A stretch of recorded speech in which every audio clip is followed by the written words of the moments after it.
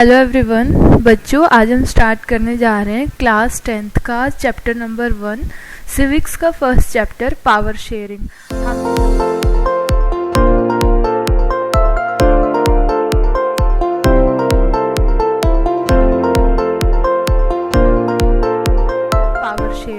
हमने last class में democracy के बारे में पढ़ा था। डेमोक्रेसी के हमने ऑर्गन्स देखा था। हमने पावर को डिवाइड किया था between the organs legislative, executive and the judiciary. हमने हॉरिजॉन्टल डिवीजन देखा था और उसमें हमने देखा था कि हर एक ऑर्गन के पास क्या क्या पावर्स होती हैं। डेमोक्रेसी के चैप्टर को ही थोड़ा सा और आगे बढ़ाते हुए हम पावर शेयरिंग देखेंगे। इसमें हम 2 कंट्रीज का एग्जाम्पल लेंगे, श्रीलंका एंड द बेल्जियम। तो ओवरव्यू में आपको दिखा रखा है, हमने पावर शेयरिंग देखना है।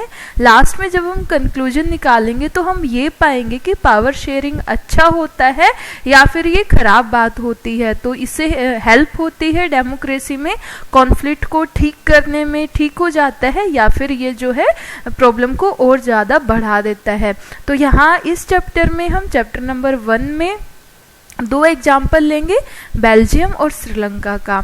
तो एक एक करके हम देखते हैं। बेल्जियम का एग्जाम्पल से देखेंगे पावर शेयरिंग के कंसेप्ट से क्या उन्हें हेल्प हुई। सेम श्रीलंका वाले का देखते हैं कि इनकी हैप्पी एंडिंग होती है या फिर बैड एंडिंग होती है। तो स्टार्ट करते हैं chapter number 1 of class 10th civics का पावर शेयरिंग। ओवरव्यू हम एक बार इसका देख लेते हैं। With this chapter we resume the tour of democracy that we started last year। जो हमने लास्ट ईयर स्टार्ट किया था उसी को हम आगे लेके जाएंगे। हमने लास्ट ईयर ये देखा है कि all power does not rest with any one organ of the state। यानी कि हमने देखा है कि सारी पावर जो है किसी एक ऑर्गन के हाथ में नहीं होती हैं, बल्कि पावर जो है वो डिवाइडेड होती हैं between the 3 organs, legislative, executive and the judiciary. तो ये चीज़ आपको ध्यान रखनी है कि किसी एक ऑर्गन के पास पावर नहीं होती है, बल्कि पावर का डिवीजन होता है between the 3 organs. An intelligent sharing of power among legislative, executive and judiciary is very important to the design of democracy. यदि एक ऑर्गन के पास पावर होंगे तो वो बाकी ऑर्गन्स को सरपास करेगा या उनको सप्रेस करने की कोशिश करेगा। तो इंटेलिजेंट वे क्या होता है, बेस्ट मेथड क्या होता है कि हम पावर को शेयर करें बिटवीन द डिफरेंट ऑर्गन्स, जिसमें लेजिस्लेचर है, एग्जीक्यूटिव है एंड द जुडिशियरी है। लेजिस्लेचर हमने देखा था विच मेक्स द लॉ, जो लॉ को बनाता है। एग्जीक्यूटिव हमने देखा था विच इम्प्लीमेंट द लॉ, जो लॉ को इम्प्लीमेंट करने का काम करता है। एंड जुडिशियरी ये देखता है कि the law is under the sphere of constitution और नॉट। तो इंटेलिजेंट वे क्या है, power should be divided between legislature, executive and the judiciary. In this chapter and the next 2 chapter we carry the side of power sharing forward। इस chapter में और अगले chapter में हम फेडरलिज्म को पढ़ेंगे और पावर शेयरिंग के ही कंसेप्ट को हम आगे लेके जाएंगे और देखेंगे पावर शेयरिंग अच्छा है या फिर नहीं है। हम 2 स्टोरीज के एग्जाम्पल लेंगे, बेल्जियम एंड द श्रीलंका। ये हम देखेंगे बेल्जियम। ऊपर वाला आपका जो है ये बेल्जियम को दिखा रहा है और नीचे वाला जो है ये आपका ये श्रीलंका को दिखा रहा है। दोनों के मैप को आप ध्यान से देख सकते हो, बेल्जियम और श्रीलंका ये मैप में आपको दिखाया गया है। Both this story are about how democracy handle demand for power sharing. दोनों स्टोरी हमें ये बताती हैं कि कैसे इन्होंने पावर शेयरिंग की डिमांड को जो हैंडल किया। जब वहाँ की 2 कम्युनिटीज़ ने ये डिमांड उठाई कि हमारे साथ अनफेयर ट्रीटमेंट हो रहा है, या फिर जब कॉन्फ्लिक्ट आया कम्युनिटीज़ के बीच में, तो उन्होंने पावर शेयरिंग की डिमांड को हैंडल करने का तरीका कैसा था, इसको हमें दिखाएगा। Story yield some general conclusion about the need for power sharing in democracy. और लास्ट में जैसे हमने देखा हम कंक्लूजन पे आएंगे कि पावर शेयरिंग अच्छा है या फिर बुरा है। हम लास्ट में एक जनरल कंक्लूजन देंगे जिससे हमें लाइफ में भी हेल्प होगी और सब्जेक्ट में तो हमारी हेल्प होगी होगी। तो हम पावर शेयरिंग का एग्जाम्पल लेके अभी हम डिस्कस करेंगे। तो फर्स्ट बेल्जियम, देन हम आएंगे श्रीलंका के ऊपर। ये आपको बेल्जियम और श्रीलंका दिखाया गया है। बेल्जियम, ये है बेल्जियम, बड़ी ही यूरोप में बड़ी खूबसूरत सिटी है। यूरोपियन यूनियन का जब हम देखते हैं तो बेल्जियम की कैपिटल ब्रुसेल्स, वहाँ पे उसका हेड क्वार्टर भी है। तो बेल्जियम से हम स्टार्ट करते हैं। बेल्जियम यूरोप में है। Belgium is a small country in Europe, smaller in area than the state of Haryana. जैसे हमारे इंडिया में हरियाणा का एरिया है, बेल्जियम उतना ही है, ऑलमोस्ट सेम है, या फिर हम कह सकते हैं उससे लगभग थोड़ा सा छोटा ही है। ये अपनी बाउंड्री शेयर करता है नीदरलैंड के साथ, फ्रांस के साथ और जर्मनी के साथ। इन 3 कंट्री के साथ आप इसको जब करोगे तो मैप में भी आप देख सकते हो, ये अपनी उनको बाउंड्री को नीदरलैंड, फ्रांस और जर्मनी के साथ शेयर करता है। इसकी पॉपुलेशन अराउंड 1 करोड़ के आसपास है, जो हरियाणा की पॉपुलेशन का ऑलमोस्ट हाफ है, यानी कि हरियाणा में 2 करोड़ के आसपास पॉपुलेशन रहती है, जबकि बेल्जियम में जो है कम है। जैसे हम इंडिया के कॉम्प्लेक्स की बात करते हैं कि हमारे यहाँ डाइवर्सिटी बहुत ज़्यादा है, सेम ऐसे ही आप कंपेयर कर सकते हो, ethnic composition is very complex. एक जो पिक्चर हमें दिखा रखी है, इसमें हमें अलग अलग ड्रेस को पहने हुए, अलग अलग टाइप का कॉस्ट्यूम पहने हुए लोग दिखाई दे रहे हैं, जिससे हमें पता चल रहा है कि यहाँ का जो कंपोजिशन है वो काफ़ी कॉम्प्लेक्स है, यानी कि एक कम्युनिटी के लोग नहीं रहते हैं। इसकी जितनी भी टोटल पॉपुलेशन है वो भी डिवाइडेड है अलग अलग टाइप से। जैसे ऊपर वाला जो एरिया है बेल्जियम का, उसको बोला जाता है फ्लेमिश रीजन, और वहाँ पे 59% जो है डच स्पीकिंग है, यानी कि 100 हैं तो 60% ऑलमोस्ट हम कहेंगे डच बोलने वाले हैं, यानी कि ऊपर वाला अपर जो पोर्शन है जिसको हम कह सकते हैं फ्लेमिश रीजन, वहाँ पे डच कम्युनिटी मेजोरिटी में है। नीचे वाले एरिया को बोला जाता है वेलोनिया, जिसमें 40% जो है वो फ्रेंच स्पीकिंग लोग हैं। यहाँ के बीच में इसकी कैपिटल को दिखाया गया है, कैपिटल का नाम है ब्रुसेल्स, और ब्रुसेल्स में कंडीशन अलग है। ब्रुसेल्स में हम देखेंगे फ्रेंच स्पीकिंग लोग हैं वो 80% है, और डच स्पीकिंग लोग जो है वो 20% है, यानी कि यहाँ हम क्या देख रहे हैं 59% के साथ डच जो है वो मेजोरिटी में है। ऊपर वाले एरिया में हम क्या पा रहे हैं कि यहाँ पे डच जो लोग हैं वो मेजोरिटी में है, जबकि नीचे वाले एरिया में हमने क्या देखा कि 40% फ्रेंच है। जबकि हम यहाँ पे क्या देख रहे हैं, ये जो इसकी कैपिटल है, कैपिटल में उल्टा है, यहाँ और यहाँ दोनों में डच वालों की मेजोरिटी ज़्यादा है, जबकि कैपिटल में उल्टा है, कैपिटल में फ्रेंच जो है मेजोरिटी में है और डच आपके माइनॉरिटी में है। तो यहाँ पे कंडीशन उल्टी हो जाती है, यानी कि यदि हम कैपिटल को हटा के बाकी उसमें देखें तो डच मेजोरिटी में दिखाई देते हैं, जबकि जो फ्रेंच हैं वो हमें माइनॉरिटी में दिखाई देते हैं। जबकि कैपिटल में ये सीन जो है एकदम ही अलग हो जाता है, एकदम अपोजिट हो जाता है। कैपिटल में फ्रेंच 80% है और डच 20% है। फ्रेंच और डच दोनों के बीच में ही अब कॉन्फ्लिक्ट होएगा, जिसको हम समझेंगे। थोड़ा सा जो एरिया बचा है उसमें जर्मन स्पीकिंग लोग रहते हैं और वो अराउंड 1% है। The minority French speaking community was relatively rich and powerful. हमने अभी क्या देखा, हमने देखा कि जो फ्रेंच है वो यहाँ पे कम है, पूरी कंट्री में 40% है, जबकि कैपिटल में थोड़े से ज़्यादा है।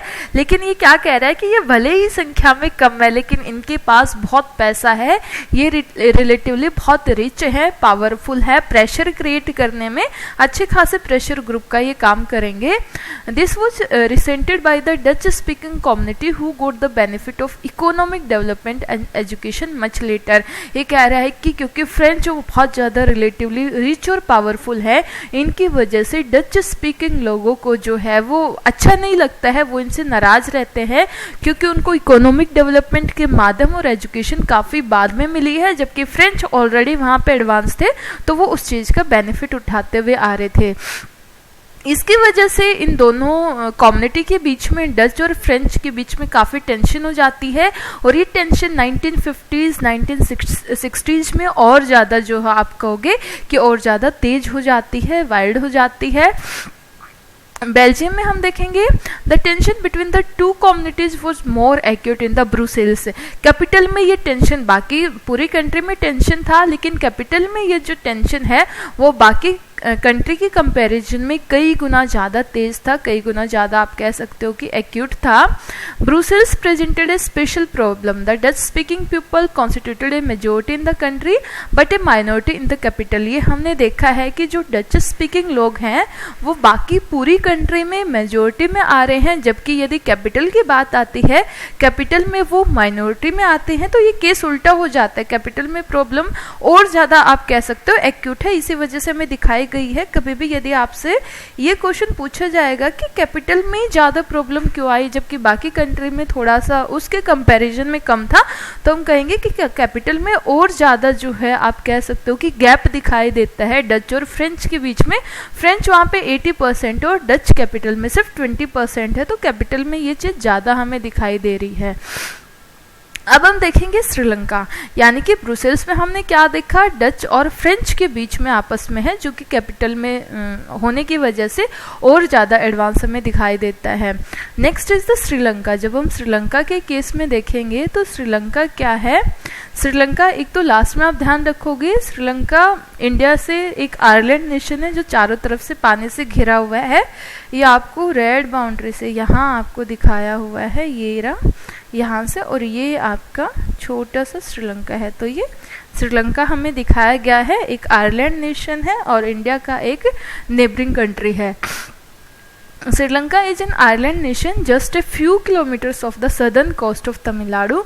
तमिलनाडु से कुछ ही किलोमीटर की दूरी पे है। जब हम तमिलनाडु में जाते हैं और उस कोस्ट तक जाते हैं जो श्रीलंका के पास है, तो हमें जब हमारे मोबाइल फ़ोन में मैसेज आता है तो वेलकम टू श्रीलंका वाला मैसेज आ जाता है। इतना नज़दीक है ये हमारे। तो छोटा सा आइलैंड नेशन है, 2 करोड़ के आसपास इसकी टोटल पॉपुलेशन है जो हरियाणा के ऑलमोस्ट सेम है। Like other nation in south Asia, Sri Lanka has a diverse population. जब हम साउथ एशिया पढ़ते हैं बड़ी क्लासेज में तो हम ये पाते हैं कि ऑलमोस्ट साउथ एशिया जो है वो डाइवर्सिटी से भरा हुआ है।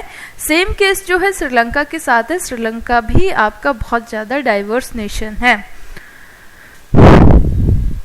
श्रीलंका में क्या है, श्रीलंका की जब प्रॉब्लम आपसे पूछी जाएगी तो श्रीलंका में भी मेजरली 2 सोशल ग्रुप हैं।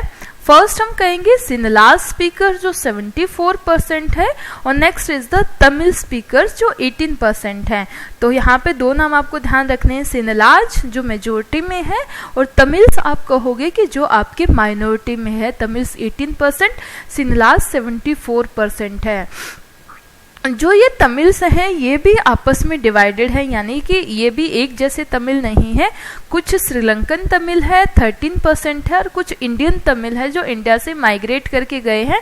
ऐसा माना जाता है कि ब्रिटिशर्स के टाइम पे टी प्लांटेशन के लिए कुछ तमिल्स जो हैं वो गए थे। और थोड़ा सा और हम पहले जाते हैं तो ऐसा माना जाता है पुराने टाइम से, रामायण हम देखते हैं कि जब सीता जी को रावण ले जाते हैं तो उनको छुड़ाने के लिए कुछ लोग गए थे, वो वहीं पे जाके सेटल हो जाते हैं। तो इस टाइप का है।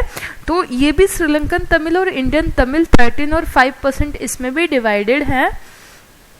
नेक्स्ट हम देख रहे हैं कि इसमें से कुछ जो है क्रिश्चियंस भी हैं जो ना सिनलाज में आते हैं, मतलब दोनों को यदि हम डिवाइड कर दे सिनलाज और तमिल से, तो कुछ सिनलाज भी क्रिश्चियंस है और कुछ तमिल भी क्रिश्चियंस हैं, जो ऑलमोस्ट आप कहोगे 7% के अराउंड है। यानी कि हम डाइवर्सिटी अच्छी खासी देख सकते हैं श्रीलंका में।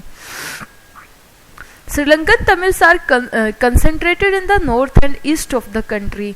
नॉर्थ और ईस्ट वाला इलाका है जो हमें ग्रीन कलर से दिखाया गया है। ये हम देख रहे हैं कि ये हमारे तमिल्स है। ये वाला जो एरिया है 18%, यहाँ से ये वाला जो एरिया है नॉर्थ और ईस्ट में ऑलमोस्ट ये यहाँ पे नॉर्थ वाले पार्ट में यहाँ पे हम कह सकते हैं कि ये जो है ये तमिल्स को दिखाया गया है। तमिल्स जो है नॉर्थ और ईस्ट वाले हिस्सों में ज़्यादा कंसंट्रेटेड है। Most of the Sinhalese speaking people are the Buddhist. जो सिनलाज को बोलने वाले हैं जो मेजोरिटी में है, जो 72% या हम कह सकते हैं 78% है, वो ज़्यादातर क्या है, महात्मा बुद्ध को मानने वाले हैं और वो बुद्धिस्ट है। आप यहाँ से देख सकते हो। While most of the Tamils are Hindu और मुस्लिम, यानी कि सिनलाज का इन लोगों का रिलीजन भी एक नहीं है, इन लोगों का रिलीजन भी अलग अलग है। सिनलाज जो है वो बुद्धिस्ट है, जबकि तमिल्स जो है वो हिंदू या फिर मुस्लिम है। Just imagine what could happen in the situation like this. तो आपसे पूछा गया है कि जब ऐसे होता है, जैसे हम इंडिया में भी देखते हैं हिंदू और मुस्लिम्स में हम लोग जो है डिवाइडेड हैं, तो कह रहे हैं कि ऐसे सिचुएशन में आपसे क्वेश्चन किया है कि ऐसे सिचुएशन में क्या हो सकता है। In Belgium the Dutch community took advantage of its numeric. अभी तक हमने सिर्फ कंपोजिशन को समझा है, अब हम इसकी प्रॉब्लम को देखेंगे और प्रॉब्लम के सॉल्यूशन को देखेंगे। तो हम बेल्जियम से चलते हैं। In Belgium the Dutch community जो ज़्यादा है could take advantage of its numeric majority and force its will on the French and German speaking population. तो कह रहे कि जो संख्या में ज़्यादा होता है, डेमोक्रेसी में भी हम देखते हैं कि लोकतंत्र में मेजोरिटी की चलती है, ज़्यादा क्या चाहते हैं। तो बेल्जियम में हमने देखा कि ज़्यादातर जो लोग हैं वो डच है, तो उन्होंने फ्रेंच को सप्रेस करना शुरू कर दिया और अपनी संख्या का, नंबर का गलत यूज करना शुरू कर देते हैं। वो जर्मन और फ्रेंच लोगों को दबाने लग जाते हैं।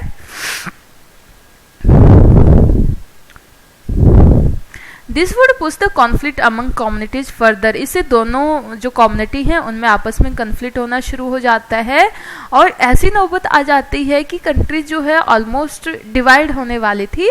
This could lead to a very massive partition of the country, both the sides would claim control over Brussels.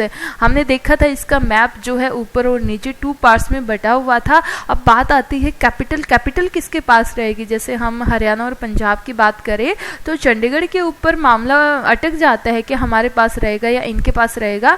तो दोनों सिचुएशन में ऐसा होता है कि दोनों कम्युनिटी जो है वो कैपिटल को कंट्रोल करना चाह रही थी। श्रीलंका में भी ऐसा ही है। The Sinhalese community enjoy an even bigger majority and could impose its will on the entire country। सिनलाज की वो मेजोरिटी में है, वो अपना कोई भी डिसीजन जो है वो पूरी कंट्री के ऊपर इम्पोज कर सकते थे। इनके साथ भी ऐसा ही होता है, यानी कि उधर जो है वो डच फ्रेंच को दबाने की कोशिश कर रहे हैं और श्रीलंका में सिनलाज जो है वो तमिल्स को दबाने की कोशिश कर रहे हैं। Now let us look what happened at both these country।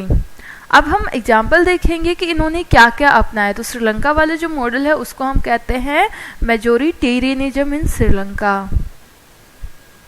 इसमें था क्या, श्रीलंका के बारे में थोड़ा सा बताया हुआ है। Sri Lanka emerge as an independent country 1948।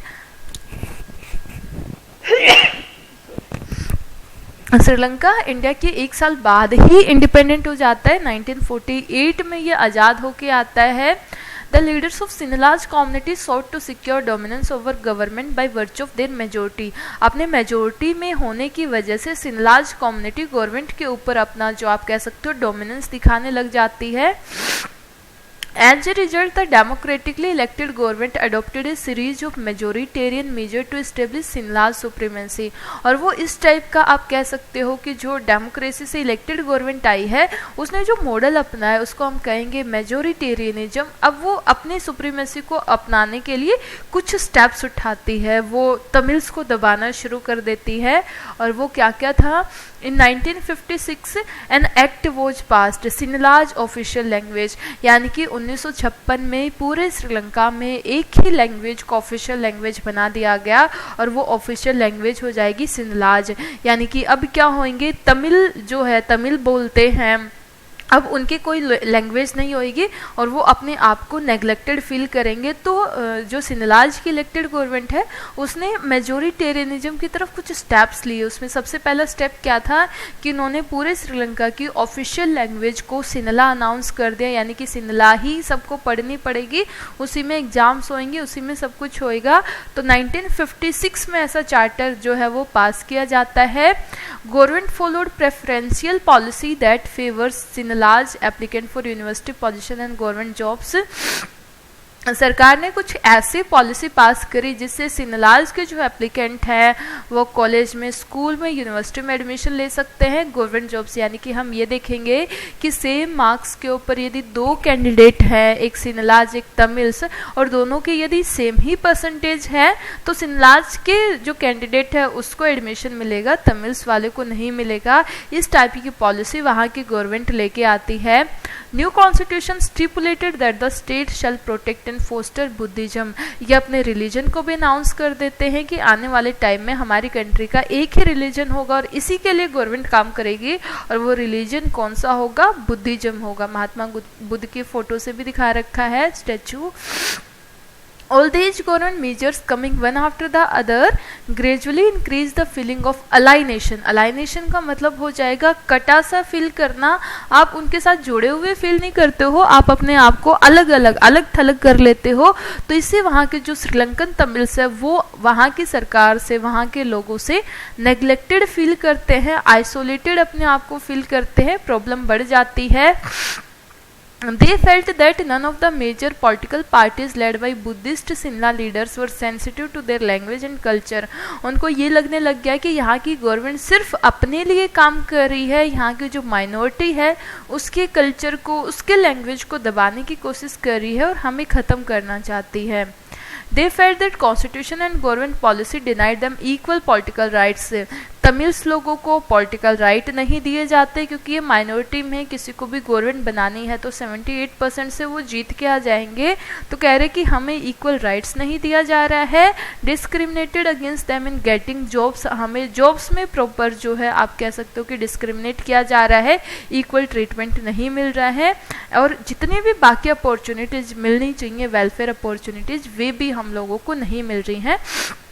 तो हमारे इंटरेस्ट के खिलाफ है ये. As a result, the relation between the Sinhalas and Tamil communities strained over time. तो इनके रिलेशन टाइम के साथ और भी ज़्यादा ख़राब होते चले जाते हैं, वर्स्ट होते चले जाते हैं. Sri Lankan Tamil launch partisan struggle. अब श्रीलंकन तमिल्स अपनी आवाज़ खुद ही उठाते हैं और ये अपने स्ट्रगल को लॉन्च कर देते हैं, अपनी पॉलिटिकल पार्टीज बना लेते हैं. वो अपनी तमिल को रिकॉग्निशन दिलाने की कोशिश करते हैं और अपना जो एरिया था, जो हमने देखा कि नॉर्थ और ईस्ट वाला हिस्सा है, वो वहाँ की ऑटोनॉमी की डिमांड करते कि हम जो श्रीलंका से अलग हो जाएंगे और हम अलग ही इंडिपेंडेंट रहेंगे. इस टाइप की डिमांड वहाँ पे आनी शुरू हो जाती है. Equality for jobs and education. वो चाहते हैं कि हमें जो है जॉब और एजुकेशन में इक्वलिटी आए, इसके लिए पॉलिटिकल पार्टीज काम करती, तमिल्स पॉलिटिकल पार्टीज बना लेते हैं. But they demand for more autonomy to province populated by the Tamils was repeatedly denied. लेकिन जब भी कोई डिमांड उठाई जाती थी, सिन्हलाज क्योंकि सरकार उनकी थी, वो इनकी डिमांड को दबा देते थे, डिनाई कर देते थे, इनकी मांग को नहीं सुना जाता था. तो ऑलमोस्ट यहाँ पे लिखा हुआ है जो भी डिमांड्स थे उनको डिनाइड किया गया. By 1980 several political organizations were formed demanding an independent Tamil इलम. यानी कि इन्होंने क्या बोला कि हम जो ये ऊपर वाला जो हमें रेड कलर में दिखाया गया है, हम श्रीलंका से अलग हो जाएंगे, सिन्हलाज से अलग हो जाएंगे और हम अपनी एक नई कंट्री बनाएंगे जिसको हम नाम देंगे तमिल इलम. तमिल इलम इनका हो जाएगा. इन जो कहाँ पे होगी, northern and the eastern part of Sri Lanka. The distrust between the two community turned into widespread conflict. ये कॉन्फ्लिक्ट और भी ज़्यादा गहरा हो जाता है, आने वाले टाइम में बढ़ता जाता है और एक सिविल वॉर सिविल वॉर जो है स्टार्ट हो जाता है. सिविल वॉर क्या होता है? War between citizens of the same country. जब एक ही कंट्री के सेम सिटीजन्स आपस में लड़ने लग जाते हैं, ये ध्यान रखना है आपको. वॉर बिटवीन यानी कि दो कम्युनिटीज़ के बीच में वॉर हो जाए. यहाँ पे हम देख रहे हैं श्रीलंका की ही दो कम्युनिटी, तमिल्स और सिन्हलाज, एक दूसरे के दुश्मन बने हुए हैं और दोनों आपस में हम यहाँ पे देख रहे हैं अटैक करे एक दूसरे के ऊपर. तो एक ही कंट्री के दो कम्युनिटीज़ के बीच में युद्ध होता है तो उसको हम कहेंगे civil war. As a result thousands of people of both communities have been killed. War में तो दोनों तरफ से नुकसान हो जाता है, तो दोनों तरफ के लाखों लोग जो है, हजारों लोग जो है वो मारे जाते हैं, दोनों तरफ से नुकसान होता है. सिर्फ बात छोटी सी थी कि वो कंसेशन चाह रहे थे. Many family were forced to leave the country as refugee and many more lost their livelihood. ऐसे में होता क्या है कि बहुत से तो रेफ्यूजी बन के एक कंट्री से दूसरे कंट्री में चले जाते हैं और बहुतों की वहाँ पे जान चली जाती है. यानी कि श्रीलंका में प्रॉब्लम बहुत ही ज़्यादा ख़राब हो जाती है. हमने श्रीलंका की इकोनॉमिक डेवलपमेंट हेल्थ के बारे में आपने पहले से वहाँ पे पढ़ना है. इकोनॉमिक्स की जो बुक है उसमें हम करेंगे कि इकोनॉमिकली श्रीलंका अच्छा खासा एडवांस कर रहा था. यहाँ पे भी एरो से दिखाया गया है कि श्रीलंका इकोनॉमिक डेवलपमेंट अच्छा कर रहा था. हेल्थ भी वहाँ पे, हेल्थ केयर भी अच्छा था, एजुकेशन भी वहाँ पे अच्छी थी. But the civil war cause a terrible setback to the social, cultural and economic life of country. जब सब अच्छा चल रहा होता है लेकिन वॉर हो जाता है तो वहाँ पे क्या होता है कि और भी ज़्यादा हमारी कंट्री डेवलपमेंट के मामले में पीछे चली जाती है. श्रीलंका के साथ भी ऐसा हुआ. डेवलपमेंट वहाँ पे सिविल वॉर की वजह से भारी नुकसान हो जाता है. अब ये तो श्रीलंका में था कि श्रीलंका वालों ने उनको कंसेशन नहीं दिया और प्रॉब्लम और भी ज़्यादा बढ़ जाती है. अब हम एग्जाम्पल लेंगे बेल्जियम का. बेल्जियम ने क्या किया? बेल्जियम में भी सेम सिचुएशन रही. तो श्रीलंका की कैसा देख रहे हैं? तमिल इलम की डिमांड बैड एंडिंग के साथ ख़त्म होती है, लाखों लोग मारे जाते हैं, बहुत से रेफ्यूजी बन के आसपास की कंट्री में चले जाते हैं, तो श्रीलंका की बड़ी खराब एंडिंग होती है। अब हम बेल्जियम में देखेंगे। बेल्जियम बड़ा खूबसूरत कंट्री है, हमने पहले भी देखा है। अकोमोडेशन इन बेल्जियम, बेल्जियम वाले मॉडल को हम देखेंगे अकोमोडेशन, इन्होंने अपने आप को अकोमोडेट किया, जबकि श्रीलंका वालों में हमने देखा मेजोरिटेरियनिज्म की, वहाँ पे मेजोरिटी ने अपनी जो है चलाने की कोशिश करी। Belgium leader took a different path, इन्होंने अलग रास्ता अपनाया, उन्होंने रिकॉग्नाइज किया कि हमारी कंट्री में यदि डिफरेंस है या डाइवर्सिटीज है तो उनको हमें एक्सेप्ट करना चाहिए, ना कि उनको हमें नेग्लेक्टेड कर देना चाहिए। 1970 से 1993 में वहाँ के कॉन्स्टिट्यूशन में मल्टीपल चेंजेस किए गए। This enabled everyone to live together within the same country, यानी कि हम क्या देख रहे हैं, Between 1970 to 1993, the Constitution of Belgium was amended several times. कई बार वहाँ के कॉन्स्टिट्यूशन को चेंज किया गया और हर बार कोशिश क्या करी गई, दैट सारे के सारे we can live together within the same country, कोई भी नेग्लेक्टेड फील ना करे, कोई भी आइसोलेटेड फील ना करे, हम सारे के सारे एक ही कंट्री में जो है मिल के रह पाए, ऐसा वहाँ पे कोशिश करी जाती है। The arrangement they work out is different from any other country and very innovative. इन्होंने जो नया तरीका निकाला था वो बड़ा ही इनोवेटिव था, इन्होंने किसी को नाराज नहीं किया बल्कि सबको आके इनवाइट किया कि हम एक नए रास्ते पे चलते हैं, लड़ाई झगड़े खत्म कर लेते हैं। तो कुछ एलिमेंट्स हम देखेंगे। Constitution prescribe that the number of Dutch and French speaking minister shall be equal in the central government। Central government जो होगी, जैसे हम यहाँ पे मानते हैं कि सेंट्रल स्टेट, ऊपर सेंट्रल गवर्नमेंट होगी फिर सब में स्टेट गवर्नमेंट होगी, तो जो सेंट्रल गवर्नमेंट है वहाँ पे दोनों कम्युनिटी के इक्वल मिनिस्टर होंगे। ये वर्ड के ऊपर आपको फोकस देना है कि सेंट्रल गवर्नमेंट में दोनों क्या है, दोनों का जो है वो इक्वल नंबर होगा, किसी के साथ कोई डिस्क्रिमिनेशन नहीं किया जाएगा।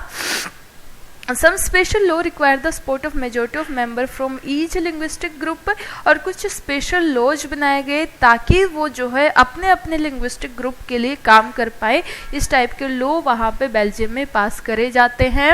No single community can make decision unilaterally, तो यहाँ पे क्या किया, दोनों के बराबर मिनिस्टर रख दिए, दोनों के लिए बराबर काम किए जाते हैं। और ये ध्यान रखा गया कि कोई भी एक कम्युनिटी जो है दूसरे को दबा ना पाए, कोई भी डिसीजन एक कम्युनिटी के द्वारा पास ना हो, दोनों का कंसेंट वहां पे जरूरी है। Many powers of central government have been given to state government of the two regions of the country। Power को बांटा गया सेंटर और स्टेट के बीच में, यानी कि सेंटर में इक्वल है, अब स्टेट में भी वहां पे सरकार बनाई जाएगी। The state government are not subordinate to the central government, ये चीज हमने ध्यान रखनी है।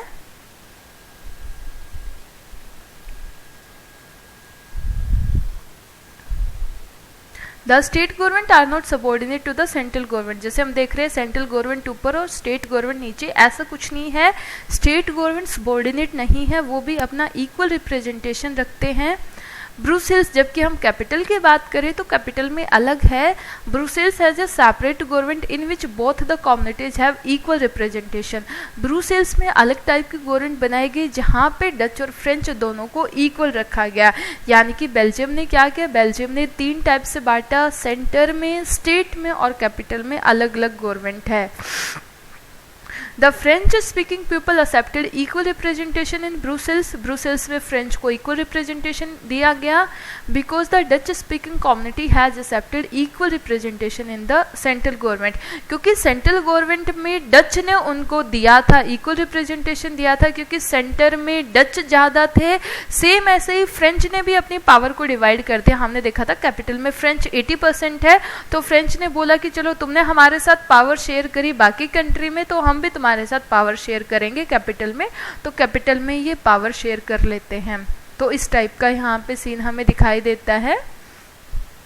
Apart from the central and the state government there is third kind of government, और इसको हम कहेंगे कम्युनिटी गवर्नमेंट। सेंटर और स्टेट के अलावा एक कम्युनिटी गवर्नमेंट भी बनाई गई। Community government is elected by people belonging to one language, common Dutch, French and German speaking no matter where they live, यानी कि कम्युनिटी गवर्नमेंट जो है किसी एक लैंग्वेज से बोलने वाले लोग के द्वारा बनाई जाएगी, तो ऐसे डिफरेंट कम्युनिटी गवर्नमेंट हो जाएंगी जिसमें डच होएंगे, फ्रेंच होएंगे और जर्मन होएंगे, चाहे वो कहीं पे भी रहते हो, यानी कि पूरे बेल्जियम में कहीं पे भी रहते हो, डच है, फ्रेंच है, जर्मन है, इस हिसाब से कम्युनिटी के हिसाब से वहाँ पे रिप्रेजेंटेशन दिया जाता है। तो ये हमने देखा है डच, नेक्स्ट फ्रेंच और फिर हम देख रहे हैं German. This government has the power regarding cultural, educational and language related issue. Community government को एरिया दिया गया कल्चर वाला, एजुकेशन वाला और लैंग्वेज वाला। तो कल्चर, एजुकेशन और लैंग्वेज से रिलेटेड जो इशू होते हैं उनके ऊपर फैसले लेने का राइट जो है वो कम्युनिटी गवर्नमेंट को दिया जाता है। You might find the Belgium model very complicated, हमें देखने में थोड़ा सा मुश्किल लग रहा है कि सेंटर भी है, स्टेट भी है, कम्युनिटी गवर्नमेंट भी है, किसका डिसीजन जो है वो सुप्रीम होएगा, तो थोड़ा सा है। Indeed is very complicated even for people living in Belgium but these arrangement have worked well so far. ये कह रहे कि वहाँ पे रहने वाले लोगों के लिए भी ये थोड़ा सा मुश्किल है, लेकिन फिर भी ये बहुत अच्छे से वहाँ पे काम कर रहा है। They help to avoid civil strife between the two major communities and a possible division of country on linguistic line। इन्होंने बहुत अच्छे से काम किया और जो झगड़ा हो सकता था उसको अवॉइड करने में हेल्प करी। When many countries of Europe came together to form the European Union, Brussels was chosen as its headquarter। EU आप क्लास 12th में पढ़ेंगे। यूरोपियन यूनियन जब बनाया गया था बहुत से कंट्री एक साथ आई, ये हम ब्लू फ्लैग देख रहे हैं, इसके ऊपर हमें स्टार दिख रहे हैं, ये यूरोपियन यूनियन का फ्लैग है। जब बहुत सी कंट्री, यूरोप की 12 कंट्रीज मिलके जब यूरोपियन यूनियन बनाती हैं तो ब्रुसेल्स को इसका हेडक्वार्टर रखा गया, क्योंकि ब्रुसेल्स ने अपनी प्रॉब्लम को बहुत अच्छे से मैनेज किया था। तो अब हम देखेंगे दोनों से हमने क्या सीखा है। What we learn from these two stories of Belgium and Sri Lanka, Belgium और श्रीलंका से हमने क्या सीखा। बोथ आर डेमोक्रेसीज, दोनों जगह वहाँ पे डेमोक्रेसी थी।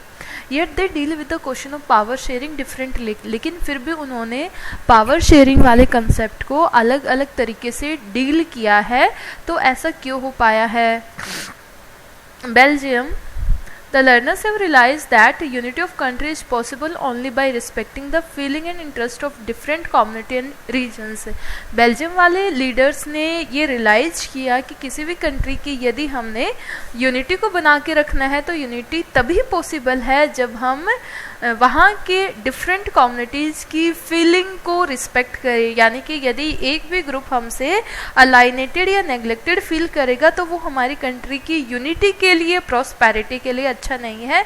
हमें different reason, different communities, different groups की फीलिंग को जो है वो एक साथ रिस्पेक्ट देनी पड़ेगी। Such a realization resulted in mutually acceptable arrangement for power sharing, और ऐसे रियलाइजेशन की आने की वजह से उन्होंने वैसा ही अरेंजमेंट किया पावर शेयरिंग का, और बेल्जियम में दोनों कम्युनिटी हैप्पीली रहने लग जाते हैं। श्रीलंका ने क्या किया। It shows that if majority community want to force its dominance over other and refuse to share power, it can undermine the unity of country. Sri Lanka के एग्जाम्पल से हमने ये देखा कि यदि मेजोरिटी सिर्फ अपनी चलाने आए, अपने डोमिनेंस को दिखाने लगे और पावर शेयर करने से रिफ्यूज कर दे तो कंट्री की यूनिटी अंडरमाइन हो जाएगी। नो डाउट वहाँ पे मेजोरिटी का रूल रहेगा, प्रोस्पेरिटी आएगी, लेकिन यूनिटी नहीं आएगी, एकता आपकी खतरे में पड़ जाएगी और वो आपकी कंट्री के लिए अच्छा नहीं है। पावर शेयरिंग, अब इसमें क्वेश्चन आता है कि दो एग्जाम्पल हमने देखा, दोनों जगह डेमोक्रेसी थी, फिर why power sharing is desirable. Power sharing desirable क्यों है, क्यों इसके बिना काम नहीं चल सकता है। इस क्वेश्चन का हम आंसर करेंगे why power sharing is desirable. Imposing the will of majority community over others may look like an attractive option in the short run, but in the long run it undermine the unity of nation। यानी कि इसको हम देख सकते हैं कि एक बार यदि मेजोरिटी अपनी चलाने लग जाए तो वो थोड़े टाइम के लिए तो हमें अच्छा लगेगा कि बाकी लोग चुप बैठ गए हैं, लेकिन वो लंबे टाइम के लिए हमारे लिए बेटर ऑप्शन नहीं है। जैसे हम देखें कि घर में मान लो 5 जने हैं और 4 जने एक साथ इकट्ठे हो गए, किसी एक बच्चे को दबाने लग जाए या किसी एक पर्सन को दबाने लग जाए तो एक बार तो ऐसा लगेगा कि वो कुछ नहीं बोल रहा है, लेकिन आने वाले टाइम में जिसको दबाया गया है वो अपने आप को फैमिली का पार्ट ही नहीं मानेगा, नेग्लेक्टेड फील करेगा, कहीं और जाके रहने लग जाएगा। तो इस टाइप की प्रॉब्लम जो है वो आती है। तो ये हम क्या देख रहे हैं, मेजोरिटी कम्युनिटी यदि अपने विल को इम्पोज करेगी तो शॉर्ट टर्म के लिए तो अच्छा, लेकिन लॉन्ग टर्म के लिए ये अच्छा नहीं है। Tyranny of majority is not just oppressive for the minority, it often bring ruins to the majority as well। तो हम देख रहे हैं कि मेजोरिटी यदि मतलब ऑप्रेसिव नहीं होगी माइनॉरिटी के ऊपर, फिर भी ये आने वाले टाइम में अच्छा नहीं है, इससे खराब ही होना है देश का विकास। कोई अच्छी बात नहीं है कि हम किसी को दबाने लग जाए, सप्रेशन नहीं होना चाहिए। सो डेमोक्रेसी की वेरी स्पिरिट क्या है कि डेमोक्रेसी को यदि आपको समझना हो तो सबसे पहले आपको देखना पड़ेगा what is power sharing. Power sharing is the very spirit of democracy. Democracy होगी तो पावर शेयरिंग होनी चाहिए। पावर शेयरिंग के बिना डेमोक्रेसी लाने का कोई पर्पज नहीं है। हमने बेल्जियम के मॉडल से देखा कि उन्होंने पावर शेयरिंग को अपनाया, उन्होंने अकोमोडेटिव मॉडल को अपनाया, पावर शेयर की आपस में, तो उनकी यूनिटी बनी रही। और आज के टाइम पे बेल्जियम इतना ज़्यादा फ्लरिश कर चुका है, डेवलप कंट्री में आता है। तो पावर शेयरिंग तो डेमोक्रेसी का फाउंडेशन है, इसके बिना तो काम चलेगा ही नहीं। A democratic rule involves sharing power with those affected by its exercise and who have to live with its effect। तो पावर डेमोक्रेटिक रूल में क्या करना चाहिए, हमें पावर शेयरिंग को इन्वॉल्व करना चाहिए।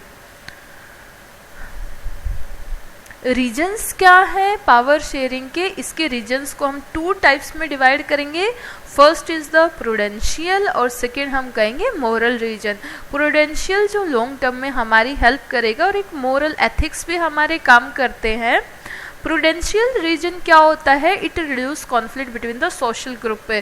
प्रूडेंशियल ये है कि आने वाले टाइम में जो सोशल ग्रुप्स के बीच में कॉन्फ्लिक्ट हो सकते थे वो कॉन्फ्लिक्ट कहीं ना कहीं रुक जाएंगे। जैसे बेल्जियम में हम देखते हैं, हमने पावर को बांट दिया तो आने वाले टाइम में इनके बीच में कोई कॉन्फ्लिक्ट नहीं होगा आपस में दोनों ग्रुप्स में, और दोनों जो कम्युनिटी है वो वहाँ पे हैप्पीली रहेंगे। तो प्रूडेंशियल रीजन क्या है, it reduce the conflict between the social groups. Next है it ensure greater political stability of political order. ये पॉलिटिकल स्टेबिलिटी को बना के रखता है। श्रीलंका ने इसको नहीं अपनाया तो वहाँ पे हमने देखा कि हजारों लोग मारे जाते हैं, रेफ्यूजी बहुत ज़्यादा बढ़ जाते हैं, यानी कि पॉलिटिकल इंस्टेबिलिटी आ जाती है। बल्कि बेल्जियम में पॉलिटिकल स्टेबिलिटी बन पाई, गवर्नमेंट अच्छे से काम कर पाती है, लॉन्ग टर्म के लिए फैसलों को ले पाती है। It will bring out better outcome, और इसके रिजल्ट भी अच्छे आएंगे। रिजल्ट क्या आएंगे कि अब देश में शांति बनी रहेगी, प्रॉस्पेरिटी आएगी, डेवलपमेंट आएगा। और जिस घर में शांति होती है, जिस कंट्री में शांति होती है, उससे बेटर कोई भी चीज़ नहीं होती। पीस एंड प्रॉस्पेरिटी वहीं पे आते हैं। यदि हम आपस में लड़ते रहेंगे, झगड़ते रहेंगे तो हम कुछ अच्छा नहीं कर पाएंगे। तो पीस और प्रॉस्पेरिटी आएगी तो बेटर आउटकम ये लेके आता है।